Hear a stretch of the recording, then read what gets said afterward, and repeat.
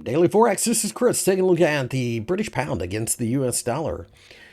The British pound has been fairly strong during the trading session on Friday as the jobs number in the United States came out as adding just 12,000 jobs last month. That being said, you can only read so much into it, mainly due to the fact that a lot of the numbers were skewed by hurricane issues in places like Georgia and North Carolina.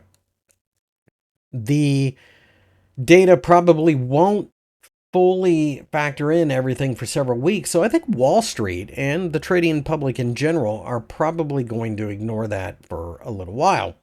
Now, there are questions as to whether or not the Federal Reserve will be willing to cut interest rates by 25 basis points at the next meeting.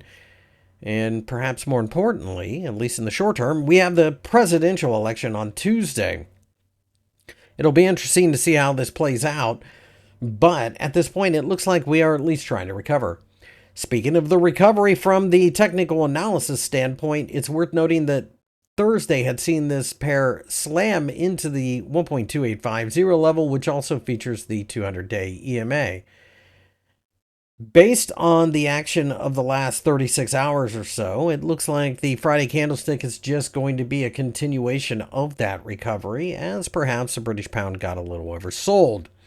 A break above the 1.30 level would be very positive, but it's really not until we break above the 50-day EMA that you can start to think along the lines of a stronger recovery.